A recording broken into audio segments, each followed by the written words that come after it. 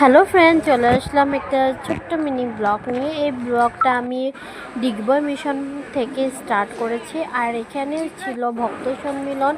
ওখান থেকে আমাদেরকে দেওয়া হয়েছিল একটা ফাইল, যেখানে পেন ছিল, ঠাকুরের কিছু বুক ছিল, তারপরে আইডেন্টি কার্ড ছিল।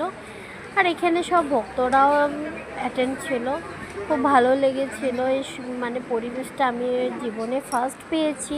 আর ছোটোর থেকে আমার একটা ইচ্ছা ছিল যে আমি মিশনে দীক্ষিত হব বলে। তখন মহারাজও এসে পড়েছেন, দেখতেই পাচ্ছেন মহারাজ এসে পড়েছেন। ওনাকে সম্মান করা হচ্ছিল। উনি বেলুর মঠের থেকে এসেছেন। মহারাজ ছিল সুহিতানন্দন মহারাজজি। উনি আমাদেরকে দীক্ষা দেবেন বলে এসেছিলেন। তারপরে ওখানের ঠাকুরের বচন, ঠাকুরের কথা শুনে আমার মন খুব মোহিত হয়ে গেছিল। আমার খুবই ভালো লাগছিল। জীবনের একটা ভালো কাজ করতে চাইছিলাম, যে আমি দীক্ষা নিচ্ছিলাম। তারপর ওখানে আমাদেরকে ব্রেকফাস্ট করালো, লাঞ্চ করালো। আমি বাড়িতে চলে আসলাম। এটা নেক্সট ডে সকালে 6:30টার কাছাকাছি আমরা চলে গেছিলাম দীক্ষা নেওয়ার জন্য। আমরা প্রায় পৌঁছে গেছিলাম। আর ওখানে মোবাইলটা অ্যালাউ ছিল না, তার জন্য আমি অল্প ভিডিও করেছি।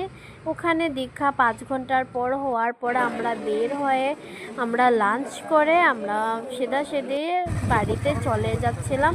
ভিডিওটা এতটুকু ছিল। ভালো লাগলে লাইক শেয়ার সাবস্ক্রাইব করে দেবে। Thank you.